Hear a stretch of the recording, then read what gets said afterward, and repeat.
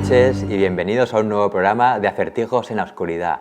Comenzamos aquí nuestra segunda temporada y bueno, sé que llevamos prácticamente un año sin publicar nada. La verdad que lo sentimos, muchos de vosotros nos habéis escrito diciendo oye, es que no vais a subir más vídeos.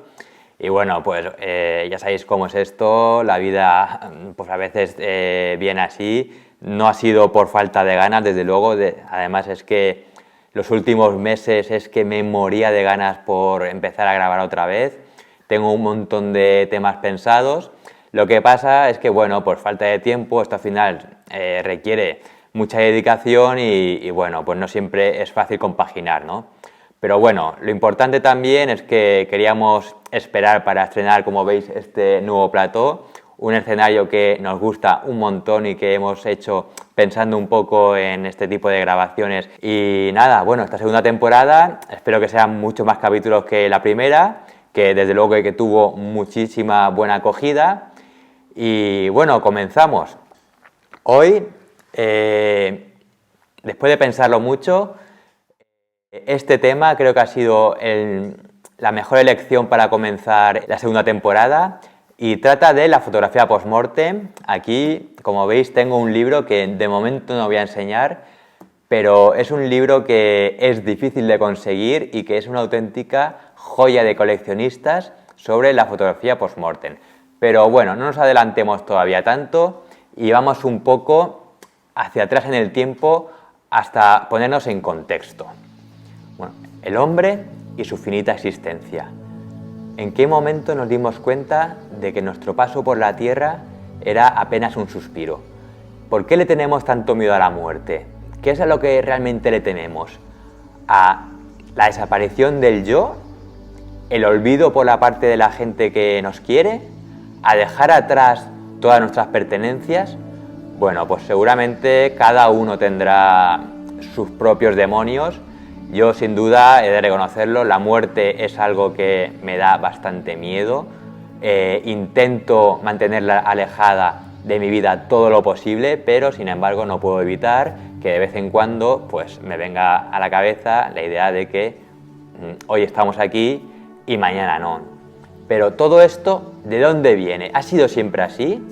Bueno, pues hace 20, 30, 40.000 años, no se sabe, son nuestros antepasados, paseaban por las tierras indómitas y de repente pues el compañero, un familiar, un amigo caía inerte al suelo. Nos devolvía la mirada al vacío, al infinito. Sabíamos que esa persona querida, por alguna razón que desconocíamos, ya no estaba ahí.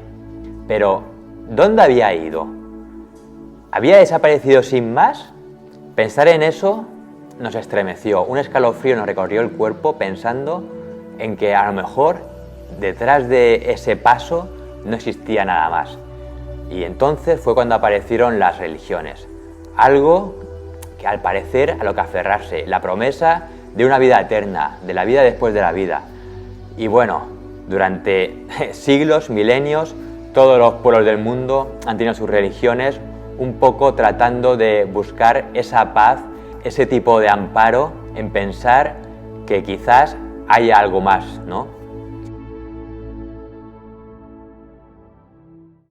Y bueno, si la muerte encontró, digamos, un momento en nuestra historia en el que realmente se hizo presente, sin duda fue en la sociedad del siglo XIX, lo que se conoce como la época victoriana. ¿Por qué? Digamos que esta sociedad le tocó vivir un tiempo en el cual la mortandad era realmente elevada y la esperanza de vida apenas llegaba a los 42 años. Esto significaba que una persona como yo, que estaba a punto de entrar en los 40 años, ya se podía conseguir afortunada de haber llegado hasta ahí. Y además no solamente esto, sino que además también había un increíble alto nivel de mortalidad infantil, lo cual sí que se consideraba una auténtica tragedia. La época victoriana es ese periodo de tiempo que transcurre entre aproximadamente antes de mediados del siglo XIX hasta principios del siglo XX. La reina Victoria accedió al trono de Inglaterra en 1840, cuando se casó con el príncipe Alberto, y en 1861, cuando aún era muy joven, enviudó. Esto supuso un gran shock para la reina. Incluso se dice que cuando se enteró de la noticia del fallecimiento de su esposo, se desmayó. Ella entró, digamos, en una gran depresión y estuvo con un luto riguroso durante casi 3 años y con un luto, semiluto que se llamaba en esa época, durante el resto de su vida. Además, en un periodo de tiempo muy pequeño, aparte de morir el príncipe Alberto, también murió la reina madre, lo que fue considerado como toda una tragedia pues, para la corte, ¿no? Entonces, como además la reina de Inglaterra llevaba ese luto tan estricto, pues digamos que la aristocracia trató de imitar de cierta manera, ¿no? Por respeto, lo que hacía la reina. Digamos que entonces el luto fue algo así como muy establecido en esa sociedad. Todo esto ocurrió durante un periodo de tiempo en el cual se iniciaba la revolución industrial y aparecía una nueva clase social que era la clase media. Con la aparición de estos nuevos ricos, digamos que ellos buscaban el reconocimiento por parte de la alta sociedad y de los aristócratas, pues ese reconocimiento social, ¿no? Entonces, digamos que al ver cómo la reina llevaba ese luto tan estricto, ellos trataron también de imitar lo que hacían las clases altas de la sociedad y entonces podemos decir que se instauró como una especie de moda del luto. Pero ¿qué ocurría durante esta época? ¿Por qué había esa tasa de mortalidad tan alta? Bueno, pues nos encontramos en una época, como ya hemos dicho, de la revolución industrial, ¿no? La aparición de las grandes industrias, de las fábricas, y entonces las ciudades empiezan a crecer y digamos que la gente que un poco mal vivía en el campo, pues se va a buscar un nuevo porvenir, una vida mejor en las ciudades. Hay un gran éxodo de gente que vivía en el campo a las ciudades. Claro, esto ocurrió de manera pues muy apabullante, digamos, y entonces digamos que las ciudades que no estaban preparadas para absorber toda esta inmigración, pues la gente empezó a vivir hacinada. Y lo que ocurre cuando empieza la gente a vivir hacinada en condiciones insalubres, básicamente es que empiezan a aparecer enfermedades. Desde luego que hay una ciudad en el mundo, la cual aún hoy en día si se visita, uno puede hacerse una idea de cómo se vivía en aquella época hace 100 o 150 años. Esa es la capital de Escocia, Edimburgo, la cual, pues bueno, lo que es la Royal Mile, el casco antiguo, digamos que todas las casas están como a lo largo de una pequeña colina y al final está el castillo. Esta colina, por cierto, es un antiguo volcán extinto, porque Escocia es tierra de volcanes extintos, y lo que ocurrió es que la ciudad pues empezó a crecer a lo largo de una gran calle que recorría la colina de norte a sur y las viviendas estaban establecidas como a los márgenes de la colina. ¿Qué es lo que ocurrió? Porque cuando crecen las ciudades, estas crecen, digamos, de abajo para arriba, se van haciendo como plantas unas encima de otras. Y las clases más bajas, evidentemente, vivían, digamos, en las plantas de abajo del todo y las clases más pudientes en las plantas más altas. ¿Qué es lo que ocurrió? Que al estar en la falda de una colina, pues llegó un momento en que estas viviendas más bajas prácticamente estaban por debajo del nivel del suelo y lo que ocurrió es que no tenían la entrada de luz ni la entrada de aire fresco, con lo cual las condiciones de sanidad debajo de tierra, pues digamos que eran totalmente pues, proclives a que se desarrollaran todo tipo de enfermedades. Si a esto sumamos además que en los pisos superiores vivían las clases más adineradas o más acomodadas y que en aquella época no existía ningún tipo de alcantarillado y que todas las aguas sucias, aguas mayores se tiraban por las ventanas, recorrían las calles y iban a buscar los agujeros para colarse entre la tierra, pues esto provocaba que en esos subterráneos pues hubieran humedades, malos olores, acumulación de gases y sobre todo pues muy mala ventilación. Además, hoy en día, si queréis, podéis visitar este tipo de antiguas viviendas que están en el subsuelo y podéis hacer un tour y visitarlo porque la verdad que es, desde luego, muy curioso y nos hace una idea de cómo se vivía en aquella época. Bueno, volviendo un poco a la época victoriana, digamos que entonces todo este tipo de condiciones de vida totalmente insalubres, de hacinamiento, pues hizo que muchas enfermedades empezaran a desarrollarse, sobre todo aquellas que son de tipo infecciosas, como la que era la más común entre los adultos, que era la tuberculosis, una enfermedad infecciosa de las vías respiratorias que se transmitía por el aire y que además se contagiaba muy fácil. Bueno, esto no hace falta ni que lo explique más con todo lo que hemos vivido con el coronavirus, con lo cual os podéis hacer una idea, ¿no? Que siempre se ha hablado del tema de la ventilación, que es lo más importante. Pues imaginaos en aquella época cómo vivían.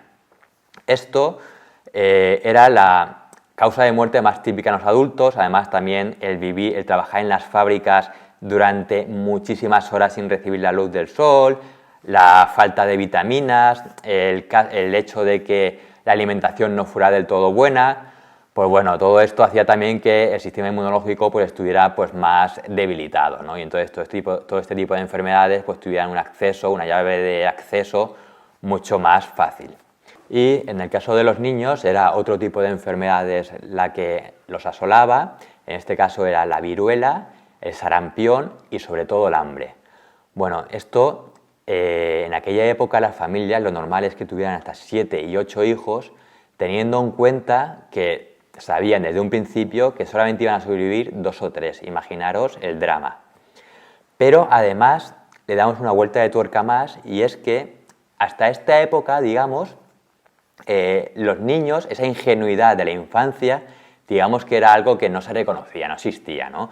Cuando una familia tenía hijos y eran pequeños, básicamente se les trataba como adultos y en consecuencia pues se les educaba.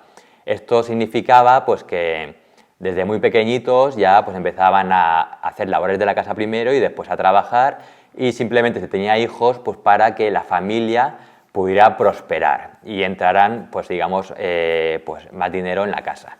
¿Qué es lo que pasa? Que fue a partir de esta época cuando cambia el paradigma y entonces se empieza a ver esa niñez como algo que realmente se tiene que vivir, no esa inocencia. Entonces los niños empiezan a ser considerados como niños, se les permite que actúen como niños, se les tiene mucho cariño, cosa que antiguamente pues no ocurría. Esto choca justamente con esa alta tasa de mortalidad infantil y lo que provoca es una gran tragedia y conmoción en la sociedad. Tener en cuenta que la tasa de mortalidad en los recién nacidos llegaba incluso al 15%, lo cual es una auténtica barbaridad. Como veis, la muerte era algo que estaba completamente instaurado en esta sociedad, estaba en boca de todo el mundo, entonces digamos que empiezan a aparecer una serie de códigos, aparte de estos de vestimenta del luto, que era un poco como supersticiones, ¿no? Recordar que en aquella época, y hasta no hace mucho tiempo, la gente nacía y moría en su casa. Entonces, cuando una persona fallecía en su casa, lo primero que se hacía era detener todos los relojes de la habitación, ya que si no se hacía, pues digamos que se consideraba de mala suerte. Entonces, cuando uno observa una fotografía post-mortem y ve y normalmente aparece un reloj, pues de estos que cuelgan de bolsillo, ¿no? De esos antiguos, pues aparece la hora en la que la persona falleció. Otra cosa que también se hace, o bueno, que se hacía, era tapar todos los espejos de la casa, porque se creía que cuando la persona fallecía su espíritu quedaba vagando entre 2 y 3 días hasta que encontraba su camino por la casa, y entonces se pensaba que los espejos atrapaban el alma y ese fallecido, esa persona allegada, se iba a quedar ahí para siempre. Luego también otra cosa que se hacía era que tanto los sirvientes como los familiares se vestían de luto, se cubrían todas las ventanas con cortinas y las puertas de las casas y se ponía un crespón negro en la puerta. Y no solamente esto, las fotografías de los familiares se les daba la vuelta, ya que se consideraba que el alma del fallecido, si no se hacía esto, podía llegar incluso a poseer a la persona que salía en la fotografía. Luego también algo muy típico es que cuando se iba a un entierro, a un funeral, no se podía ir de estreno, sobre todo con zapatos nuevos, y no podían asistir las embarazadas. Todo esto se consideraba de muy mala suerte. Además, para ir a un entierro uno tenía que ser invitado, no es como ahora que tú vas un poco por compromiso y presentas tu respeto, ¿no?, a tu amigo o a tu familiar. En aquella época tenían que invitarte por escrito, y si no, allí no podías ir. Y no solamente eso, tú no podías acercarte a la familia y darle el pésame, porque se consideraba de muy mala educación. Otra cosa también muy curiosa es que cuando se sacaba el féretro de la casa, se tenía que sacar con los pies por delante, de ahí viene la expresión, ya que si no se hacía esto, digamos que lo que se quería evitar era que la mirada del difunto se dirigiera hacia la casa y en ese momento se cruzase con la mirada de otra persona que fuera detrás del féretro y entonces se lo llevara con él. Imaginaros todo el tipo de códigos que había en torno a la muerte, ¿no? Era algo bastante increíble. En definitiva, las muestras de aflicción ante la pérdida de un ser querido pues alcanzaron su máximo exponente durante el siglo XIX, ¿no? Al final, la sociedad decimonónica estaba completamente sumergida en una cultura de la muerte y, en consecuencia, pues se hacía la vida cotidiana, llegando así incluso hasta un cierto punto de romanticismo en el que se cantaban poemas, se escribían novelas, se pintaban retratos, se pintaban cuadros y digamos que la muerte estaba de moda. La aparición de la tecnología hizo que hubiera un gran cambio también en toda la sociedad, ya que pensar que hasta el momento, y esto nada más hay que pensar, por ejemplo, lo típico de los reyes en la Edad Media, ¿no? Los retratos, los bustos, las máscaras mortuorias, todo esto era algo que solamente podía permitirse, obviamente, las clases más altas de la sociedad, ¿no? Y entonces cuando fallecía un ser querido, pues la gente más de a pie, digamos que solamente conservaba su recuerdo en la memoria, que además con el tiempo pues iba difuminándose. Entonces la aparición del daguerrotipo, del francés Daguerre, que fue la primera cámara fotográfica, entre comillas, pues provocó una especie de revolución, ya que esto, digamos, empezó a ser un poco más asequible, aunque no al principio, para el resto de la sociedad. El daguerrotipo, digamos que era un tipo de cámara fotográfica muy antiguo, el cual plasmaba en una placa de yoduro de plata, pues una imagen. Esto al principio tuvo grandes problemas, ya que el tiempo de exposición era de muchos días. Para los que no lo sepáis, el tiempo de exposición es cuando una cámara hace una foto, tiene que entrar luz a través del diafragma. Entonces, cuando las condiciones de luz son muy malas o cuando el objetivo o la cámara en sí son muy malas, digamos que este tiempo de exposición tiene que ser más largo. Entonces, lo que ocurrió en aquella época es que el tiempo de exposición para que la cámara consiguiera esa cantidad de luz suficiente para poder conseguir la fotografía era de varios días. Claro, esto, hacer fotos a la gente era algo completamente impensable y no sé muy bien qué tipo de fotos harían en ese momento, pero sería pues, a lo mejor a objetos o a casas y no sé si a paisajes, porque el problema de la larga exposición es que los objetos, si no son inertes, salen movidos. El caso es que mejoró un poco la tecnología de esta cámara y se consiguió reducir el tiempo de exposición de varios días a un día completo. Bueno, esto ya era una mejora sustancial, aunque seguía sin servir para hacer fotografías a la gente. Aún así, se fueron haciendo mejoras y finalmente el tiempo de exposición pasó a ser de media hora y más tarde de 10 minutos. Una fotografía con un tiempo de exposición de 10 minutos, que para los que queréis un poco hacer algo de referencia, es lo que se hace hoy en día para hacer una foto, por ejemplo, de la Vía Láctea o de las estrellas, ¿no? Digamos que ya empezó a ser bastante utilizable para hacer fotografías a la gente. Durante todos estos años del siglo XIX, los fotógrafos, digamos que tenían que realizar todo tipo de trucos y técnicas para tratar de embellecer esa imagen y despojarla de la crudeza de la muerte. Bueno, cualquiera que haya tenido la desgracia de ver a una persona fallecida sabe que enseguida los rasgos faciales y ese rigor mortis, ¿no?, del que hablan tanto, pues crea, pues digamos, unas expresiones muy duras.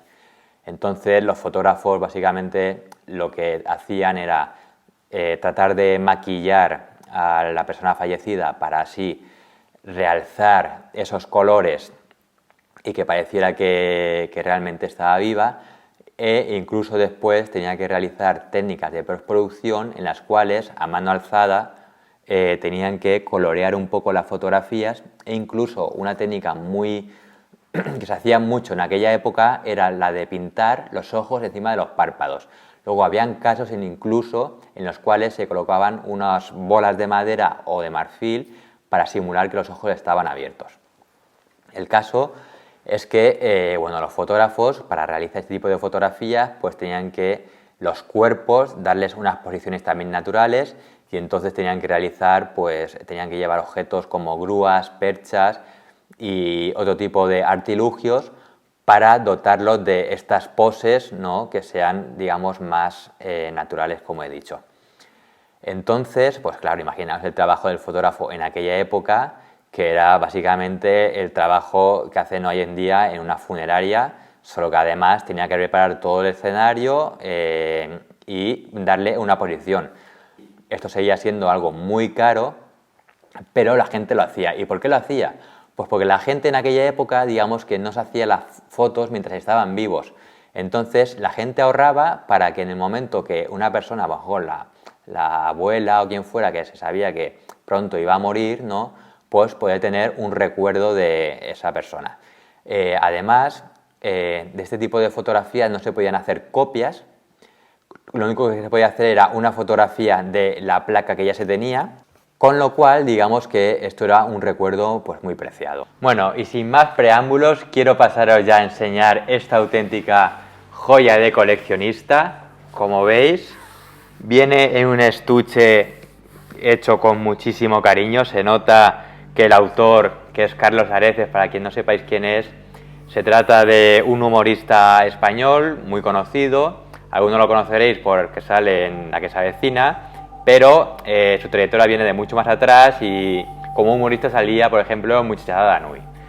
Bueno, Carlos Areces apareció un día en el programa Cuarto Milenio junto a Iker Jiménez presentando esta colección. La verdad que fue un poco impactante porque, acostumbrado a ver a una persona que lo que transmite siempre es mucha alegría, que te hace reír, de repente lo que nos encontramos es una persona bastante sombría, bastante peculiar, con unas gafitas de sol redondas, violetas. Me recordaba un poco a los vampiros de Anne Rice de Nueva Orleans, la verdad.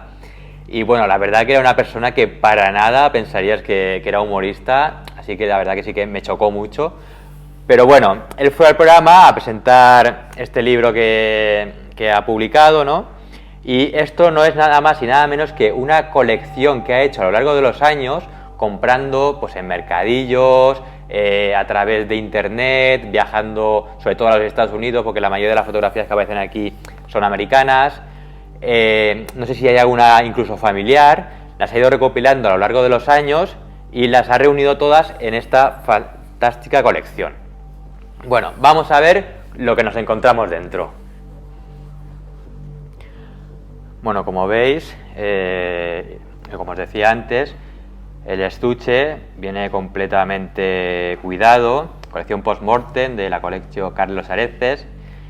Y Virginia de la Cruz Litchet, estuve leyendo, es doctora por una universidad y es experta en fotografía antigua, y me parece que una de sus mayores especialidades era el tema de la fotografía y el retrato post-mortem. Seguramente pues apoyó en ella para crear esta magnífica colección, y como veis en la portada pues aparece pues una fotografía que seguramente a mucha gente le impactará, y es el de pues una pobre criatura que fallecida pues en una posición bastante placentera, ¿no? Vamos a ver qué nos encontramos dentro. Bueno, como veis, el libro viene forrado en terciopelo. Antes de abrirlo, vamos a ver todo lo que podemos encontrar aquí. Pero como veis, todo súper cuidado, la verdad que es una preciosidad. Ha tenido muchísimo gusto. Y aquí encontramos algunas de las láminas más, pues más importantes, o las que más le han gustado a Areces, ¿no? Como veis aquí pues tenemos fotografías pues desde críos, con la familia, con los hermanitos. Imaginaros, ¿no? Lo que sería pues una fotografía de estas con tu hermana fallecida al lado y tú aguantando pues la situación. La verdad que es bastante fuerte. Ahora mismo esto sería completamente inimaginable.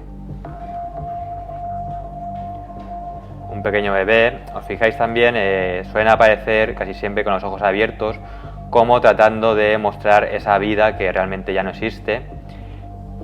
Bueno, encontramos también dentro pues una banda in memoriam, ¿no? En la memoria, pues un detalle bastante escabroso para mi gusto. Y aquí encontramos un libro de oraciones con una foto de una mujer con su pequeño, seguramente fallecido, y dentro pues una serie de oraciones o rezos en latín. Bueno, pues otro detalle también que viene con el estuche, ¿no?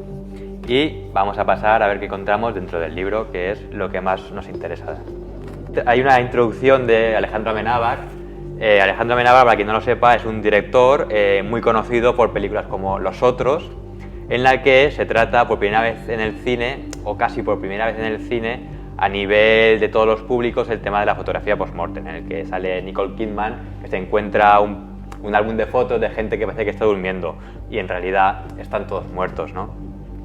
Bueno, pues aquí Alejandro Amenábar nos cuenta un poco su relación con la muerte, que nos dice que cuando era pequeño se murió un familiar y entonces su padre quiso que él supiera lo que era la muerte, y en lugar de ser una cosa que él asimilara, lo que le causó fue un gran rechazo, y desde ese momento, no voy a decir que fuera como un trauma, pero sí que durante todo el resto de su vida le causó bastante pavor, hasta que se enfrentó a él en el cine, ¿no? Contando estas historias que cuenta pues Amenábar. Y bueno, aquí veis a Areces, que es un personaje, las cosas como son, todo hay que decirlo. Él cuenta aquí una anécdota, y es que aparte de coleccionar esto, cuando la gente va a su casa, pues amigos, familiares, lo que encuentran es por toda la casa pues colocadas fotografías antiguas de niños haciendo la comunión, fotografías que son anteriores a la guerra civil. Claro, imaginaros la cara de la gente que no conoce muy bien a Carlos, o que es la primera vez que va allí y se encuentra todo aquello, pues lo que se le pasaba por la cabeza, ¿no? Como un poco, este es un perturbado, es un poco psicópata, y entonces cuando él ve las caras de los visitantes les dice: no, espera, que ahora te voy a enseñar la colección buena, y entonces es cuando le saca estas fotos. Y bueno, aquí en el libro, pues básicamente, aparte de la colección de fotos post-mortem, pues lo que encontramos es un poco la historia, todo el tema de la fotografía post-mortem, cómo se hacía, por qué se hacía, y pues bueno, veis fotografías de todo tipo, ¿no? Algunas os las he enseñado antes y hay otras que son pues inéditas, pero desde luego que lo que sí es que es todo muy cuidado, con muchísimo cariño, y a pesar del tipo de fotografía que es, se nota que era algo muy especial, ¿no? Las familias trataban de que al final lo que se transmitiera, el recuerdo que se tuviera de la persona fallecida, sobre todo en el caso de los niños, era como algo muy, muy placentero. Bueno, aquí quería enseñaros esta foto en particular. Como veis, es otra fotografía en la que salen 3 personas adultas fallecidas. Podríamos pensar que son 3 hermanos que a lo mejor pues han muerto en la guerra o de una enfermedad, y en realidad se trata de una falsificación, y este es el propio Alejandro Amenábar, que sale pues posando como simulando una fotografía post-mortem. Y de hecho, en la película de Los Otros, cuando Nicole Kidman está viendo el álbum, una de las fotografías en las que aparece es esta. En cambio, a esta otra página tenemos una fotografía que sí que es 100% real, a doble página, en la que, bueno, es el tipo de fotografía post-mortem en la cual no se trataba de esconder la muerte. Aquí simplemente pues se puede apreciar las flores, el féretro, las velas. Aquí ya pues lo que se quiere hacer ver es un último adiós a la persona fallecida, ¿no?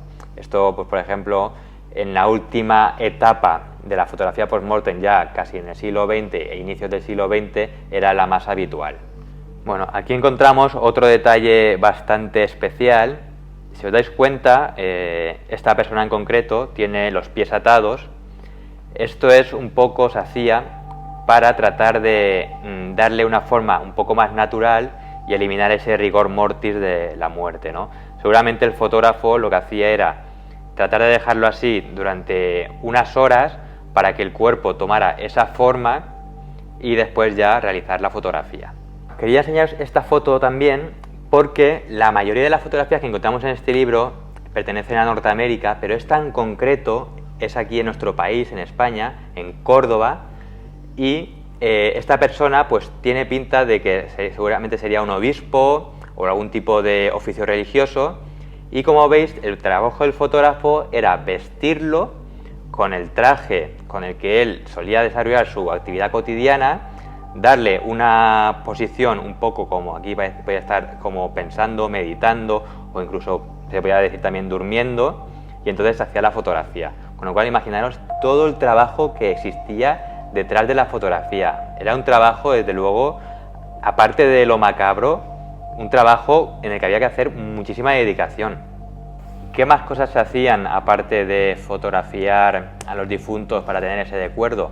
Pues aunque parezca increíble, muchas veces lo que hacían era cortar trozos de mechones, como podéis ver aquí, y entonces esto o se cogía y se guardaba junto a la fotografía pegado por la parte de atrás, e incluso a veces se llegaban a hacer joyas con ellos, se guardaba dentro de un relicario y bueno, pues cosas que al final la gente de la época pensaba que les ponía más en contacto con su familiar. Bueno, pues aquí nos encontramos con otra foto que nos muestra la realidad de la tragedia que suponía en aquella época perder a la mayor parte de tus hijos. Esta fotografía está tomada en Canadá y en principio yo pensaría que los tres niños, los tres bebés, están muertos, pero podría darse el caso que solamente uno de ellos hubiera fallecido y los dos hermanitos estuvieran al lado vivos, un poco como despidiéndose de él. Y en la otra página encontramos pues lo que solían poner por detrás. Un poco la descripción, los nombres, en este caso son los nombres de los tres críos. Esta fotografía me llamó también mucho la atención por dos cosas. Una, es en España también, es una persona bastante mayor, seguramente haya fallecido de anciana, y si os fijáis hay varios detalles. Bueno, en este caso la ciudad es Bilbao, y como veis la fotografía está hecha en el propio dormitorio de la persona fallecida. La fecha es nada más y nada menos que de 1943, para que os hagáis una idea hasta hace qué poco tiempo se seguía haciendo esto en España, que no es una cosa como de hace un siglo que nos parece totalmente ajeno. 1943. Y hay otro detalle muy importante también, y es la cruz en esta cama, que lo que significa es la cama en la que la mujer murió. En esta otra página encontramos lo que sería el reverso de la fotografía y la explicación, que esto parece ser que eran dos hermanas. La cruz significa la cama que ha muerto la madre. Como ves, hemos cambiado los muebles. Aunque estés lejos de aquí, sácale una misa a la madre. Y esta fotografía en concreto entraría dentro de la sección de fotografía post-mortem en la que se simulaba la vida. Como recordaréis, os dije que había un poco de polémica porque no se sabía muy bien si esas fotografías realmente se hacían o eran falsificaciones que han ido haciéndose a lo largo de los años posteriores, ¿no? Bueno, pues en este caso es una fotografía también en Bilbao de un niño de edad que murió a edad muy temprana y que, como veis, simula que realmente está vivo, está abrazando al niño Jesús y los ojos están abiertos y perfectamente podríamos pensar que este niño está vivo. Y bueno, como veis, hay hoy en día una separación muy clara entre los espacios que se le adjudican, digamos, a la muerte y a la vida.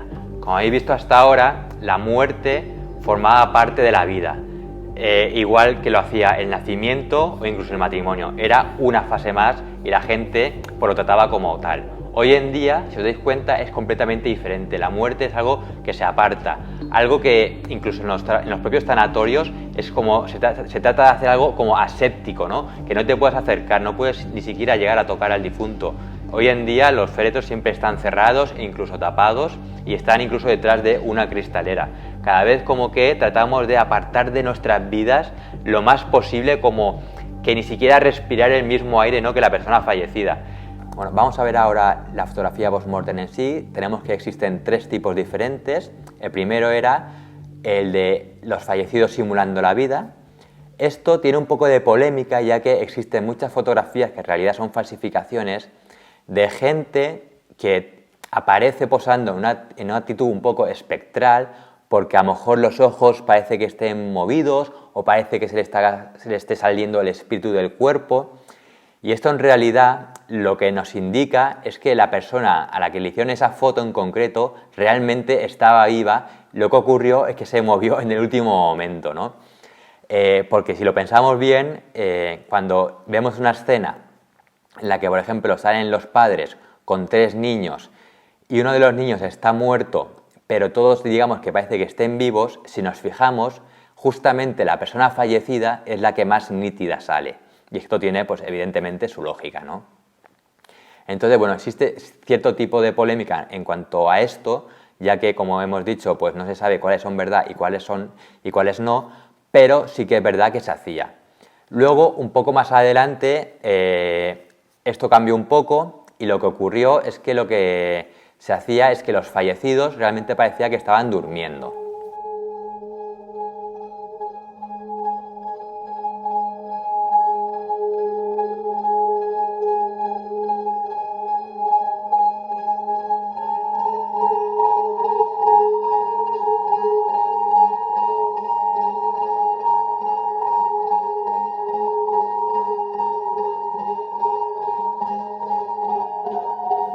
Entonces lo que aparecen es pues acostados en una cama o en un sillón o cosas de este tipo, ¿no? Como una actitud muy placentera en la cual pues realmente parece que estén durmiendo. Y luego tenemos el último tipo de fotografía post-mortem, que ya fue en estos últimos años del siglo XIX, en la cual ya digamos que la muerte no se escondía y la persona realmente pues salía directamente en la cama rodeada de flores o en un féretro, y entonces digamos que no se escondía, ¿no? Además, esto era muy típico en la fotografía de los niños, se les llamaba angelitos, y digamos que aparecían en ataúdes de color blanco y salían los niños también vestidos de blanco. Vosotros ahora imaginar cómo serían este tipo de fotografías en aquella época en las cuales la familia tenía que posar por lo menos durante varios minutos junto a su pariente que había fallecido y además poner una cara como de alegría o una mueca un poco de sonrisa cuando en realidad llevaban una pena por dentro pues muy grande, ¿no? Y más en el caso de los niños que posaban junto con su hermano fallecido, con lo cual esto era algo pues bastante, ahora lo pensamos y parece bastante macabro, ¿no? Pero en aquella época digamos que era lo normal. Y hemos de pensar además que esto se llevó haciendo en zonas muy rurales incluso de nuestro país hasta bien entrado el siglo XX. Lo que pasa es que evidentemente la aparición de las cámaras fotográficas para, digamos, el grueso de la población, ya todo el mundo podía comprar una, se hacían las fotografías ya en vida y esto ya digamos que cayó en desuso, ¿no? Pero fue todo algo muy de moda durante todos estos años. Además, no está bien del todo tampoco cuestionar este tipo de tradiciones que se hacían antiguamente porque no sabemos cómo nos van a cuestionar a nosotros en el futuro, ¿no? Pero yo, por ejemplo, muchas veces lo cuento y la gente un poco se escandaliza, pero yo recuerdo cuando yo tendría más o menos unos 10 años que falleció mi abuelo y hicimos un velatorio en el salón de nuestra casa. Yo lo cuento a la gente y la gente la verdad es que alucina, pero yo recuerdo perfectamente la gente de aquí del pueblo venir a mi casa, entrar al salón, está el féretro abierto y dar como el último adiós a mi abuelo, ¿no? Y yo siendo un niño, entrando, saliendo al jardín con mis primos, estando con la pelota, volvía a entrar y yo veía ahí a mi abuelo tumbado. Evidentemente sabía que había fallecido, ¿no? Porque sí que era consciente de lo que era la muerte, pero era algo así, vamos, es que en aquella época era bastante típico. Luego sí que es verdad que muchísimos años después, cuando falleció mi abuela, pues ya fue en un velatorio y en ese momento ni siquiera nos quedamos por la noche, porque ya yo creo que ahora hoy en día muy poca gente se queda a velar los cuerpos por la noche porque tampoco tiene mucho sentido y al final es un drama y un agotamiento físico y psicológico, ¿no? Porque al final lo que no has hecho en vida no lo vas a hacer ya en muerte. Pero bueno, no quiero extenderme con esto mucho más. Simplemente quería dejar claro esto que yo viví y que seguro que muchos de vosotros os va a llamar muchísimo la atención. La fotografía post-mortem, evidentemente, pues en España también fue muy bien acogida y habían pues, fotógrafos que eran auténticos expertos en esto. Uno es, por ejemplo, Anselmo J. Benítez y otro fue Eugenio Matei. Y en aquella época, en los diarios de tirada nacional o incluso más local, se podían encontrar anuncios de, os leo textualmente, se retratan cadáveres a domicilio. Bueno, bastante impresionante, la verdad. Pero bueno, eran las costumbres de aquella época y lo hacía todo el mundo, la verdad. Entonces, pues había evidentemente fotógrafos especializados. Al principio, estos fotógrafos tenían su estudio con las condiciones de luz óptimas y unos escenarios ya como preestablecidos, ¿no? Es como cuando ahora va la gente a hacerse fotos de familia con un recién nacido, con un niño pequeño al estudio del fotógrafo y se hace las fotos porque ya tiene un escenario creado. Pues en aquella época era lo mismo, solo que con una persona fallecida. ¿Qué es lo que ocurrió? Con el tiempo se prohibió esto por temas de salud pública, ¿no? Ya que no se podían transportar los cadáveres pues, por toda la ciudad. Entonces tenían que ser los fotógrafos los que se desplazaban a las casas. Pero no solamente se fotografiaba a personas fallecidas de nuestra familia, a personas allegadas o amigos, no, sino esto se puso tan de moda que incluso se fotografiaba a los cadáveres de bandidos, criminales y terroristas. Por ejemplo, hay una foto muy famosa de El Pernales y el niño de Arajal que fueron exhibidos tras ser abatidos por la Guardia Civil en 1907 y se puede ver la fotografía perfectamente, los dos cuerpos tumbados, tiroteados en el suelo, ¿no?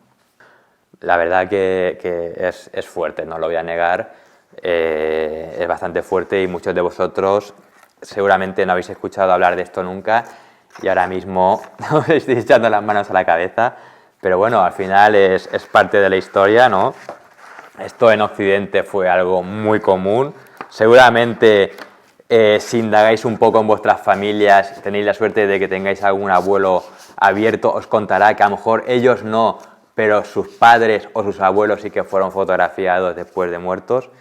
Y bueno, si ese es el caso y conocéis historias de este tipo, pues oye, me encantaría que os pusierais en contacto con nosotros y que nos trasladarais pues este tipo de historias, ¿verdad? Así que, bueno, muchísimas gracias por habernos acompañado.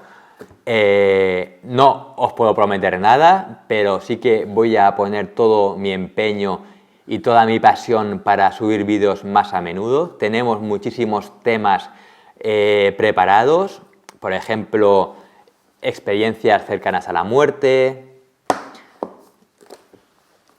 la reencarnación, aventuras y bueno, todo tipo de historias que tienen que ver con el misterio. Así que nada, muchísimas gracias por habernos acompañado en esta noche y esperamos que nos veamos muchísimo más pronto. Muchas gracias y buenas noches.